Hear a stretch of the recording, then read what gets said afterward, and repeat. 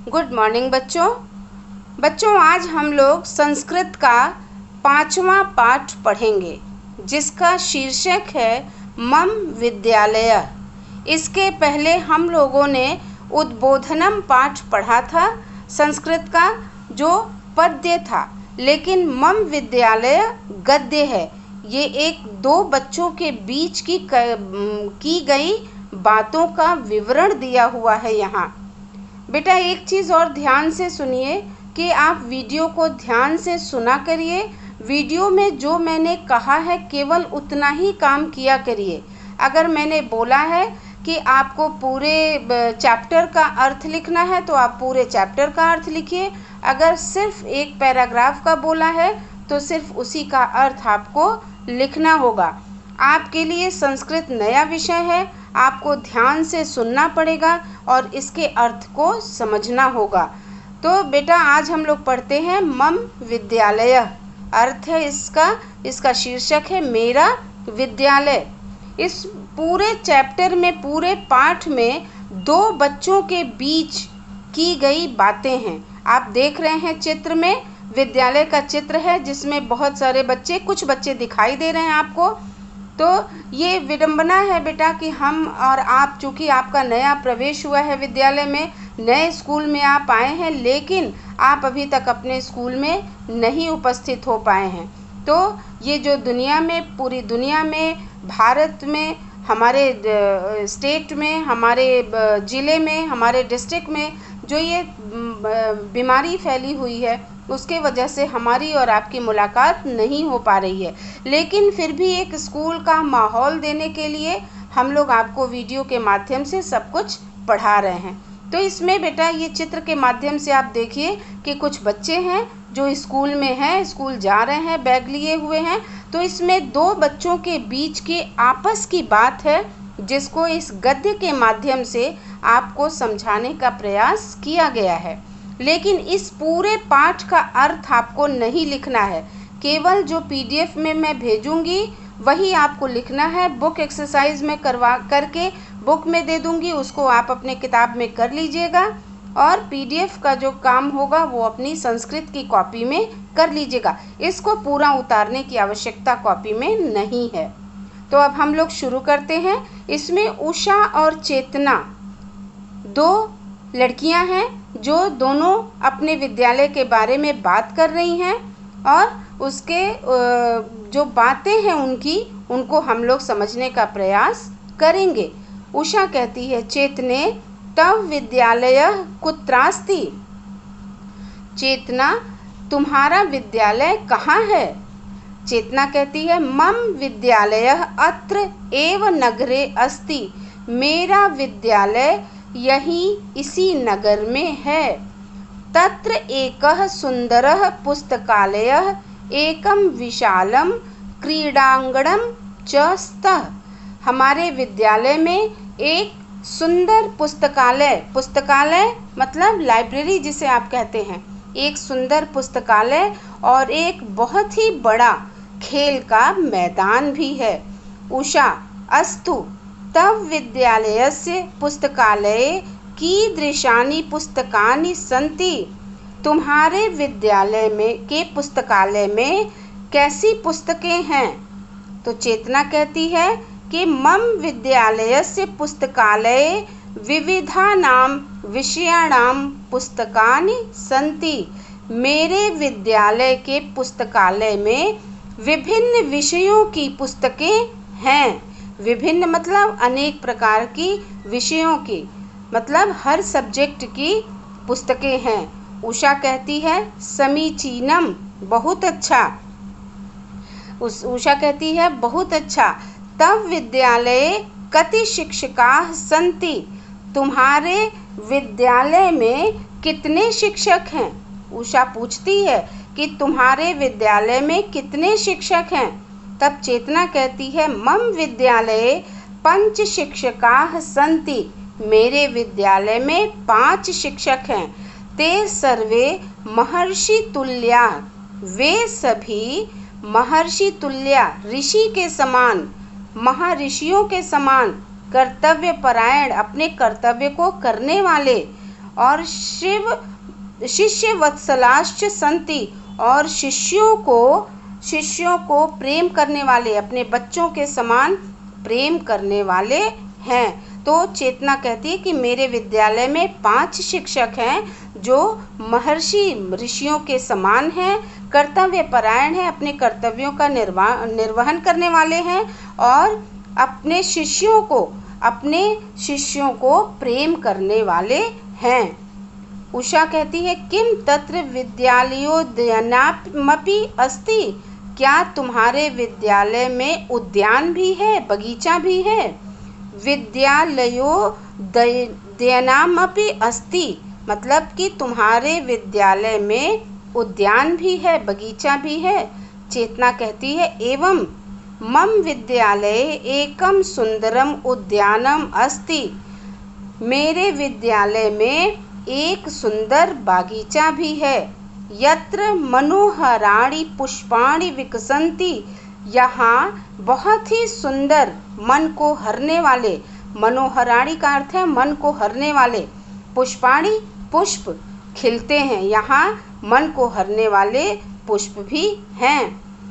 उषा तब विद्यालय अन्यत् किमस्ति, तब तुम्हारा विद्यालय और क्या है तुम्हारे विद्यालय में और क्या है। चेतना कहती है मम विद्यालये संगणक कक्षः अपि अस्ति, संगणक कक्षः का मतलब होता है कंप्यूटर का लैब, तो जहाँ कंप्यूटर पढ़ाया जाता है। तो कहती है कि चेतना कहती है कि मेरे विद्यालय में कंप्यूटर का लैब भी है, कंप्यूटर का कक्ष भी है। अपि का अर्थ होता है भी। तो उषा कहती है समीचीनम बहुत अच्छा, तब वस्त्राणि तु नूतनानि दृश्यन्ते कुत्रः कृतवती, तुम्हारे वस्त्र तो नए दिख रहे हैं, दृश्यन्ति मतलब दिख रहे हैं, तुम्हारे वस्त्र तो नए दिख रहे हैं, कहाँ से खरीदा है। तो चेतना कहती किम त्वम न जानासि, क्या तुम नहीं जानती, यत् मम विद्यालये सर्वेभ्यः छात्रेभ्यः निःशुल्कं पुस्तकं स्यूतं पादत्राणं वस्त्राणि च दीयन्ते, क्या तुम नहीं जानती मेरे विद्यालय में सभी छात्रों को निःशुल्क पुस्तक, निःशुल्क का मतलब होता है जिसमें पैसा नहीं लगता, जिसका शुल्क नहीं लगता, निःशुल्क पुस्तक, स्यूतम मतलब स्कूल बैग, पादत्राणम मतलब जूता, वस्त्राणि मतलब वस्त्र, च दीयन्ते क्या तुम नहीं जानती मेरे विद्यालय में सभी छात्रों को निःशुल्क पुस्तक, स्कूल बैग, जूता और वस्त्र दिए जाते हैं। उषा कहती है बहुत अच्छा, तर्हि बहु सम्यक, ये तो बहुत अच्छा है। एवं श्रूयते यत् तव विद्यालये मध्याह्न भोजनमपि लभ्यते, ये तो बहुत अच्छा है। और सुनने में आया है कि तुम्हारे विद्यालय में मध्याह्न भोजनमपि मतलब जो दिन का भोजन होता है, मध्याह्न मतलब दोपहर का, जो दोपहर का भोजन होता है उसका भी लाभ मिलता है। चेतना कहती है सत्यम मुक्तम त्वया, तुमने सत्य सुना, तुमने सत्य कहा, सत्य ही कहा। मम विद्यालये प्रतिदिनम निःशुल्कम भोजनम लभ्यते, मेरे विद्यालय में प्रतिदिन हर रोज निःशुल्क भोजन का लाभ मिलता है। एतदर्थम एका पाकशाला अस्ति, यहाँ एक पाकशाला, पाकशाला का अर्थ होता है रसोई, रसोई घर जहाँ हम खाना बनाते हैं, तो यहाँ एक पाकशाला भी है। तत्र धनेश्वरी सुशीला किशोरी चेति तिस्र मिलित्वा भोजन निर्माणम कुर्वन्ति, वहाँ धनेश्वरी, सुशीला और किशोरी ये 3 जो परिचारिका हैं जो खाना बनाती हैं, वो सेविकाएं जो कर्मचारी होती हैं उन्हें कहते हैं, तो वो मिलकर भोजन का निर्माण करती हैं। उषा कहती है बहुत्तम, तरहि तव विद्यालय उत्तम, कहती है बहुत अच्छा, तभी तो तुम्हारा विद्यालय उत्तम है, मतलब बहुत अच्छा है। चेतना आम, आम का अर्थ होता है हाँ। निश्चयेन मम विद्यालय उत्तम। चेतना कहती है हाँ, निश्चय ही मेरा विद्यालय बहुत उत्तम है, बहुत अच्छा है। मम विद्यालयस्य परीक्षा फलम प्रतिवर्षम श्रेष्ठम भवति। मेरे विद्यालय का परीक्षा फल जो रिजल्ट निकलता है वो हर साल हर वर्ष श्रेष्ठ होता है, बहुत ही अच्छा होता है। तत्र पठित्वा अहम आत्मानं गर्वम अनुभवामि।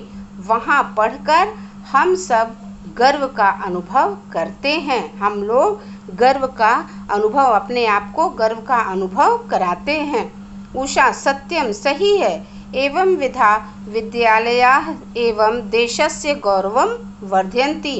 कहती है कि इस प्रकार के विद्यालय ही देश का गौरव बढ़ाते हैं। तो बेटा ये पूरा पाठ आपको समझ में आ गया होगा। ये पूरा चैप्टर मैंने आपको समझा दिया, मम विद्यालय। इसको एक बार वीडियो को सुनकर ध्यान से इस चैप्टर को सुन लीजिएगा, समझ लीजिएगा और एक बार रीडिंग ज़रूर लगाइएगा, क्योंकि ये नया विषय है आपके लिए। तो बिना रीडिंग लगाए आपको समझ में नहीं आएगा। और संस्कृत का रीडिंग जितनी बार आप लगाएंगे उतनी बार ही आप अच्छे से पढ़ना सीखेंगे और आपको अच्छे से सब कुछ समझ में आ जाएगा। तो संस्कृत के शब्द चूँकि कठिन होते हैं और आपके लिए नया भी है, इसलिए इन शब्दों को दो भाग में तोड़ के और दो भाग में पढ़ना सीखिए। दो भाग में संस्कृत के बड़े बड़े शब्दों को दो भाग में करके मिला के फिर पढ़ना सीखिए, तो आपको समझ में आएगा। अब ये शब्द अर्थ है कति कितने, समीचीनम का अर्थ है बहुत अच्छा, क्रीडांगणम खेल का मैदान, संगणक कक्ष कंप्यूटर कक्ष, नूतनानि नई, स्यूता स्कूल बैग, पादत्राणम जूता, पादकोशः मोजा, पाकशाला रसोई घर, आत्मानम अपने को, एवं विधा इस प्रकार, ते वे लोग या ये सभी, वर्धयन्ति बढ़ाते हैं। तो आपको ये समझ में आ गया होगा। ये चैप्टर मैंने समझा दिया, आपको सब समझ में आ गया होगा। इसका जो आपको एक्सरसाइज करना है, बुक एक्सरसाइज, वो मैंने कर दिया है बुक में, वो मैं करके भेजूंगी आपको। और ये देख लीजिए मैंने एक्सरसाइज किया है, इसको करके मैं भेजूंगी। केवल इसको आपको कॉपी में जो करना होगा वो मैंने नहीं किया है, मैं PDF भेजूंगी, उसको आप अपने कॉपी में कर लीजिएगा। तो उम्मीद है बेटा आपको ये संस्कृत का पाठ समझ में आया होगा।